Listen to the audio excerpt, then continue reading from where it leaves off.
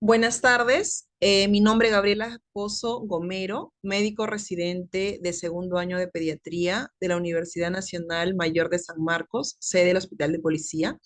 El día de hoy vamos a exponer un tema muy importante a nivel pediátrico, como es la encefalitis viral en pacientes pediátricos.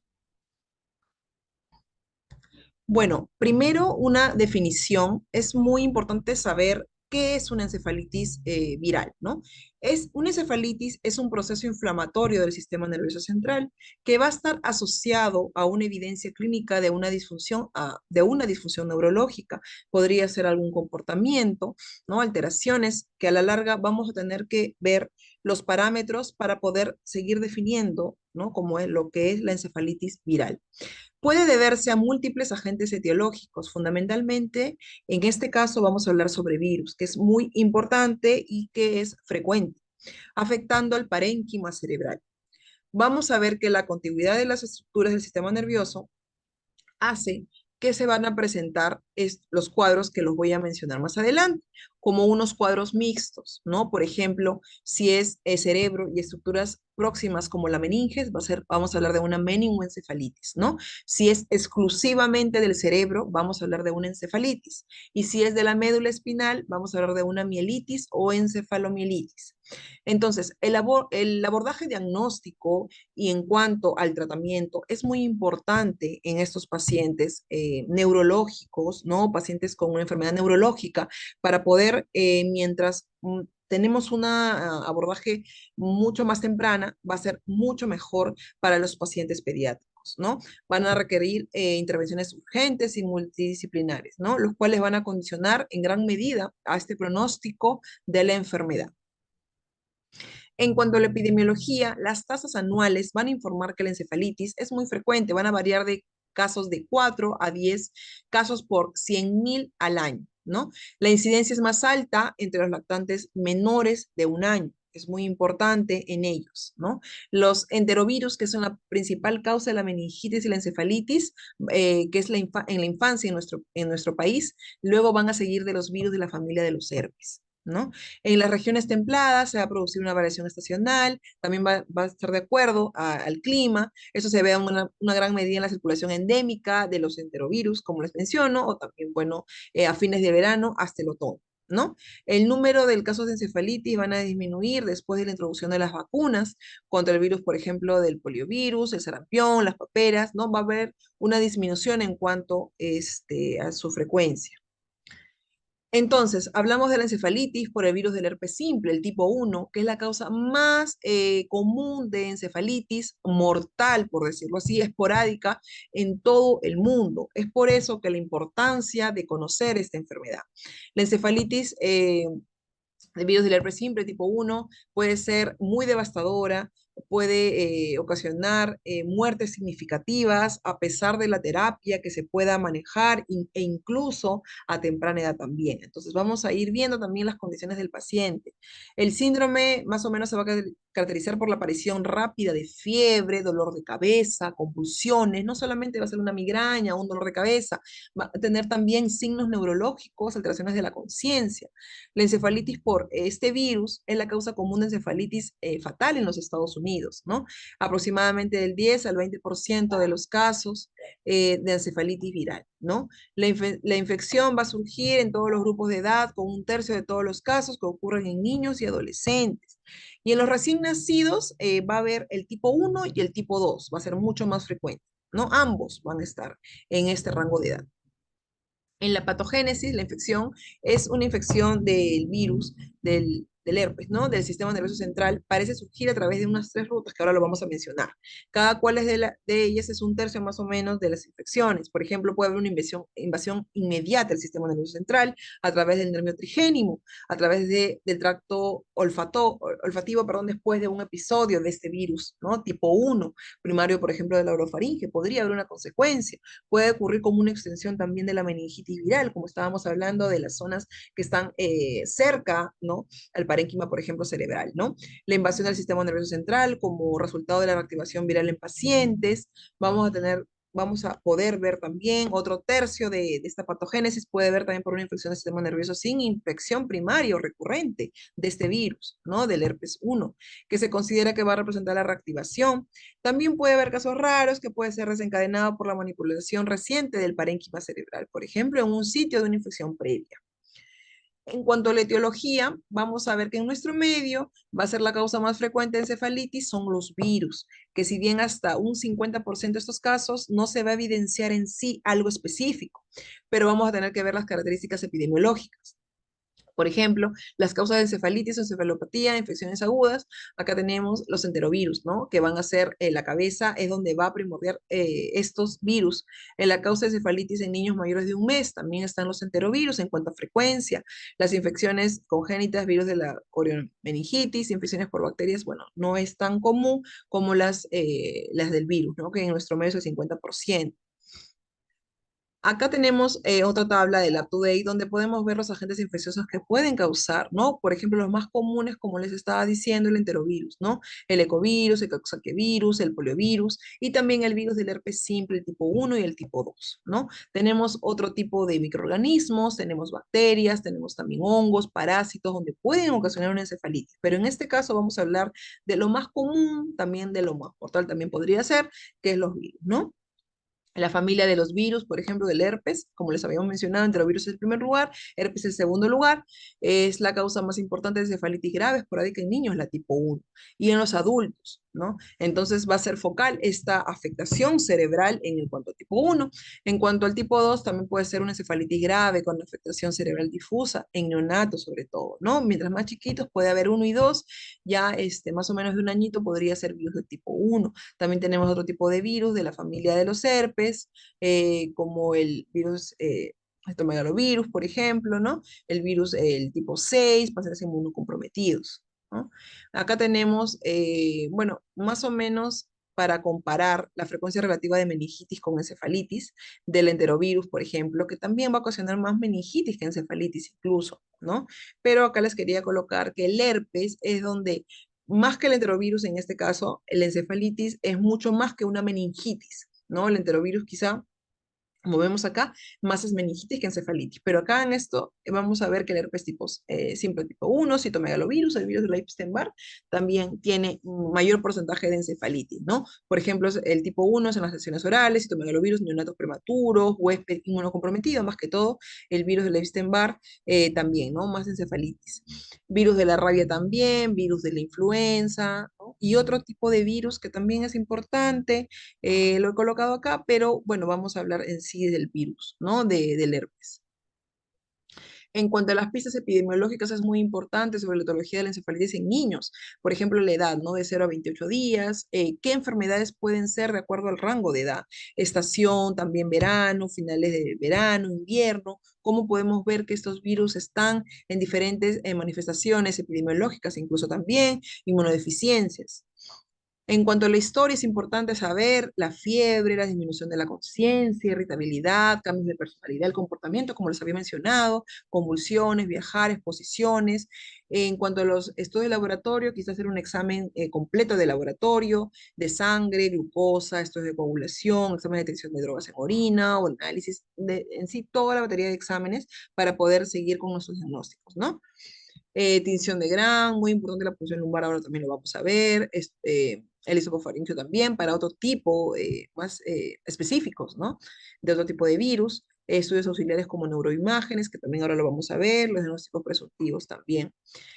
Ahora, antes de empezar o antes de en sí, de tomar todo el tema de lo más importante, podemos hablar algo general del tratamiento, ¿no? El tratamiento antimicrobiano empírico es muy importante. Por lo mismo que es ocasionado por un virus, podríamos entregar o podríamos ofrecer un tratamiento de aciclovir empírico, por ejemplo, para todos los pacientes con sospecha, hasta poder llegar a resolverlos, poder eh, llegar a poder definirlos, ¿no? Entonces, es importante para todos los pacientes de edad mayor de 28 días a menos de 3 meses, aciclovir de 20 miligramos kilogramos, ¿no? Más de 3 meses, menos de 12 años, de 10 a 15 y más de 12 años, y eso es importante porque de ahí empieza para poder nosotros frenar quizá, o mientras que vamos avanzando con los exámenes, ya tenemos tratamiento antimicrobiano empírico que es ayuda y es mucho mejor para un tratamiento oportuno, para un buen pronóstico y para todo lo que ahora vamos a conversar. También se pueden administrar antibióticos empíricos como la vancomicina, ceftriaxona, ¿no? Y vamos a tener que ir viendo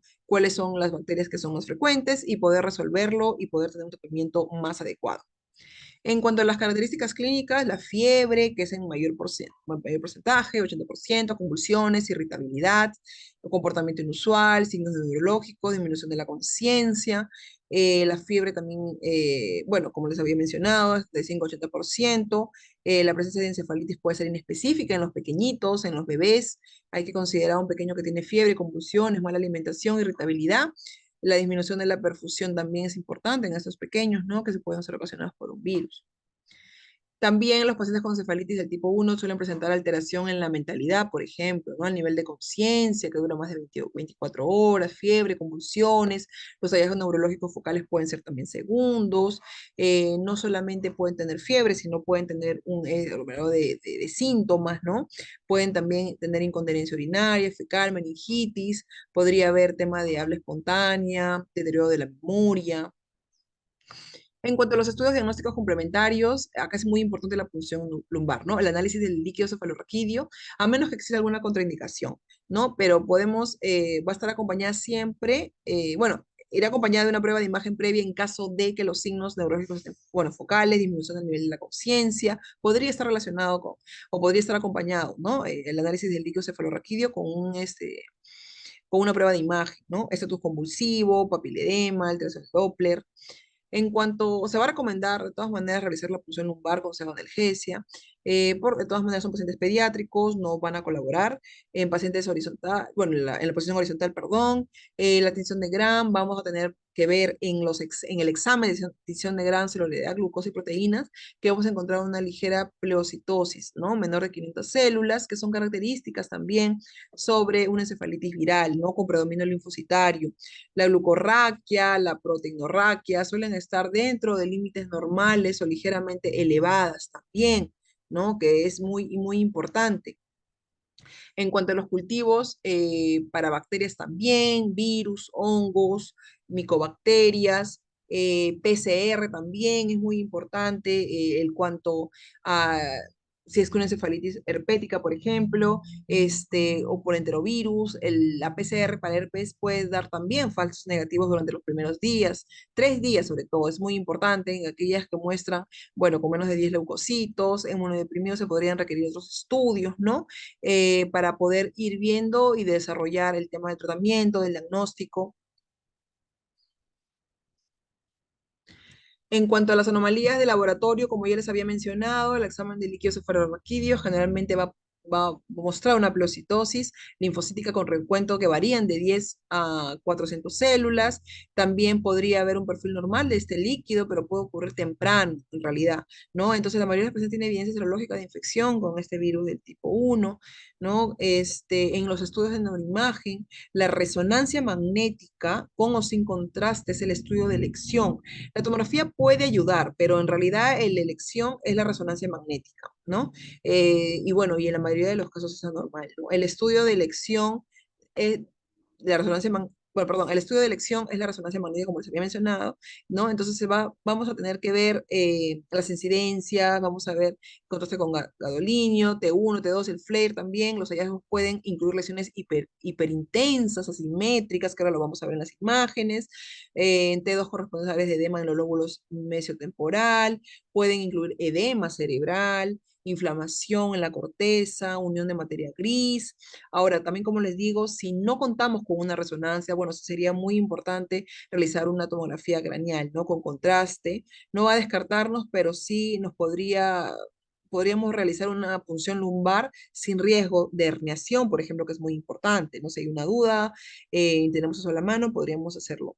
En las técnicas de imagen, como les dije acá, Tenemos para detectar lesiones cerebrales en niños con encefalitis hepática que van a incluir tomografías, resonancias, ¿no? Acá podemos ver las lesiones, por ejemplo. Las lesiones habitualmente encontradas incluyen lesiones necróticas, ¿no? Como se puede ver en la imagen, región medial de los lóbulos temporales. Se va a ver en los niños, sobre todo la afectación región extratemporal. eh, las lesiones talámicas también, que han sido precisamente descritas en estos niños. Las lesiones del lóbulo temporal son probablemente unilaterales y pueden tener un efecto de masa asociado, ¿no? Que quizá puede cambiar en la patología o en la encefalitis del adulto. La encefalitis, bueno, podemos ver en estas flechas, ¿no? Las flechas abiertas, el edema, ¿no? Que se puede ver en la imagen. También hay otros cambios similares, pero ya no, menos extensos, como las flechas de acá, las pequeñitas, que están aquí. Se va a poder ver en el lóbulo temporal izquierdo completo que está inflamado, ¿no? Con o sin contraste, como les digo, es el estudio de elección para evaluar esta encefalitis viral, ¿no? Sobre todo por herpes. Y en la mayoría de los casos, como los menciono, también es anormal. Pueden incluir lesiones hipertensas asimétricas, ¿no? También ponderadas, perdón, en T2 correspondientes en áreas de edema de los lóbulos. En cuanto a los estudios ecográficos, la ecografía también puede ser muy importante, puede ser útil, ¿no? No vamos a compararlo con una resonancia. También podemos tomar un Doppler transcraneal también para poder ver las arterias del polígono de Wills, que también ha demostrado cierta utilidad, ¿no? También puede haber los territorios vasculares, que es muy importante para el monitoreo, la respuesta de los tratamientos que ya se han estado realizando. En cuanto al electroencefalograma, sí se debe realizar a todos los pacientes de forma urgente, ya que va a mostrar una alteración quizá precoz en el momento, ¿no? Los demás estudios también, incluso en las encefalitis autoinmunes, también se ha visto que es importante, ¿no? También permite identificar un estatus bioeléctrico en ausencia de clínica motora. Pueden ser poco específicos, sí, pero con una afectación generalizada. En la encefalitis propiamente dicha, lo que estamos hablando, herpética, se va a observar una focalidad temporal y descargas en brotes de complejos punta onda, es como se conoce. Entonces, quizá no hay algo específico, pero esto nos podría orientar y nos podría ayudar, ¿no? En un patrón focal, difuso. Entonces, vamos a tener que hacer, como les digo, una monitorización continua de esta actividad cerebral. Otros estudios, también las serológicas, se deben realizar aunque aporten más al diagnóstico retrospectivo. El diagnóstico serológico de encefalitis por herpes también se puede realizar comprobando la presencia del IgM, es muy importante en el líquido cefalorraquídeo, ¿no? Que se puede podría hacerse patente tras 10 a 15 días después del inicio de la enfermedad. En cuanto a los diagnósticos de diferencial, se puede encontrar que el paciente encefalopático febril con convulsiones de nuevas apariciones, como sin hallazgos focales. Podría haber encefalitis de otras etiologías virales, como son los arbovirus, podría ser por citomegalovirus. Son múltiples virus que pueden ocasionar una encefalitis, ¿no? Absceso cerebral también, podríamos encontrar neurosífilis, perdón, tumores cerebrales, encefalitis paraneoplásicas, ¿no? Donde podríamos orientarnos a otros diagnósticos diferenciales. Entonces, como les había mencionado, el diagnóstico, la reacción en cadena de la polimerasa, es el estándar de oro para establecer el diagnóstico en la detección del ADN, como hemos estado conversando sobre la encefalitis viral, ¿no? La prueba tiene una sensibilidad de 98% y una especificidad de 99%. Mientras se van a esperar los resultados del PCR, se debe iniciar el tratamiento, como ya les mencioné, el tratamiento empírico, ¿no? Entonces, es importante conocer este tratamiento de acuerdo a la dosis, de acuerdo a la edad del paciente, para poder tener un diagnóstico oportuno. Entonces, otros tipos de diagnósticos, la biopsia cerebral, determinaciones de antígenos y anticuerpos, el uso de glucoproteína B purificada. Esto ya es más específico, los antígenos del herpes también se puede detectar por el líquido cefalorraquídeo, cultivos virales, ¿no? Ahora, esto es muy importante porque ya estamos hablando del tratamiento, ¿no? Como les dije, es importante el tratamiento empírico, el tratamiento antiviral temprana, ¿no? Donde podría, este, ver, pues, por ejemplo, antes dentro de las 24 horas posteriores a la aparición de síntomas, ¿no? La puntuación de la escala de Glasgow es importante conocer, puede reducir la mortalidad, como les había dicho, ¿no? Un diagnóstico, un tratamiento oportuno. La duración para aquellos que tienen encefalitis puede ser, pues, en pacientes, la duración de tratamiento en pacientes inmunocompetentes debe ser de 14 a 21 días, ¿no? La terapia antiviral puede interrumpir si se obtiene un resultado negativo después de 2 horas, porque nosotros vamos iniciando el tratamiento, pero vamos continuando con los exámenes y poder saber de una forma oportuna y rápida qué es lo que el paciente tiene, ¿no? ¿Qué diagnóstico tiene en sí? La terapia empírica, como les había mencionado, la ciclovir, 10 miligramos, kilogramos endovenoso cada 8 horas, con ajuste dependiendo si hay insuficiencia renal, tan pronto se considere el diagnóstico de encefalitis, ¿no? No debe usarse para el tratamiento de encefalitis en sí. Por ejemplo, la terapia antiviral oral no debe usarse para el tratamiento de la encefalitis, ¿no? Siempre la ciclovir. También se ha reportado toxicidad neurológica, pero solo se ha observado dosis extremadamente altas. Entonces, solamente eso lo he colocado por había encontrado uno de los artículos, un artículo importante, ¿no? Que se ha visto, pues, en casos, solo se ha observado en extremadas cantidades, ¿no?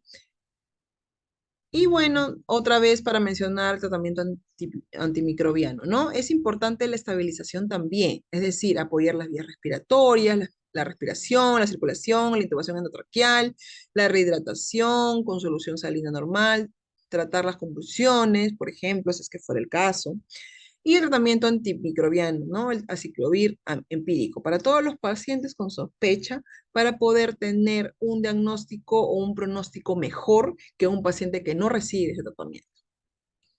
Otros tratamientos como para el micoplasma, para el citomegalovirus, ¿no? Dependiendo, por ejemplo, el citomegalovirus sería ganciclovir, pero esto ya como específico de lo que estamos hablando en sí, no, sino para englobar otro tema de otras enfermedades, ¿no? Otros virus. Entonces, si se sospecha, iniciar tratamiento inmunodulador de forma empírica, también puede ser los corticoides, como el miltipronidazolona, las inmunoglobulinas también, plasmaféresis, ¿no? En caso de fracaso terapéutico, que también podría pasar, este tratamiento con rituximab y la elección, pues, del pediatra que estamos en este momento está siendo tratado al paciente, pues, ¿no? Que trata al paciente. Si hay otros agentes, como les menciono, porque es algo muy variado, ¿no? Que podría ser otro tipo de enfermedades, pueden ser antibióticos u otros para poder resolver y para poder ayudar, ¿no? Pero de todas maneras, siempre es mejor tratamiento, de todas maneras empírico, para el tratamiento, para el pronóstico del paciente, ¿no? De una forma oportuna, ¿no? Poder resolverlo y no olvidar, ¿no? Que la encefalitis es muy importante en los pacientes y saberlo diagnosticar, saber solamente, no solamente los síntomas, sino saber cómo llegar al diagnóstico de acuerdo también a las características principales, epidemiológicas, y es importante. En cuanto al pronóstico, es muy variable, ¿no? Dependiendo de la edad, la etiología, las manifestaciones clínicas, pueden haber secuelas, sí, importantes. Es por eso que les estaba explicando el tratamiento empírico. Puede haber problemas de aprendizaje, retraso de neurodesarrollo, alteraciones visuales. El riesgo de epilepsia había encontrado también que es mayor en aquellos que presentan convulsiones al debut, ¿no? Los casos relacionados con este virus, especialmente los que no reciben tratamiento, suelen tener secuelas significativas, es por eso la importancia. Los causados por enterovirus en recién nacidos tienen una evolución variable, ¿no? Desde la recuperación completa hasta el déficit significativo a largo plazo, mientras que los niños mayores tienen un curso benigno, ¿no? En cuanto, bueno, al paciente que no tiene tratamiento, la mortalidad puede acercarse al 70%, la mayoría de los sobrevivientes tienen déficits neurológicos y son bastante graves, ¿no? La mortalidad incluso con un diagnóstico y tratamiento adecuado, eso es muy importante recalcar, también puede ser alta, por más que tengamos incluso un diagnóstico, un tratamiento adecuado, la mortalidad puede llegar a 20-30%, ¿no? El impacto por eso de esta enfermedad, de este tema que se ha escogido, porque no solamente es tener un tratamiento oportuno, también depende del paciente, de los signos de alarma que presente, de la condición del paciente, de enfermedades asociadas que tiene el paciente, ¿no? Pueden tener una morbilidad significativa a largo plazo después de la encefalitis. También es importante, como les digo, la amnesia anterógrada, el deterioro cognitivo grave, ¿no? Son aspectos potencialmente crónicos, ¿no? Y es importante el tema, como les digo, en cuanto a la mortalidad, ¿no? Que es de un 20-30% a pesar de un diagnóstico de tratamiento adecuado. Eso sería todo. Muchas gracias.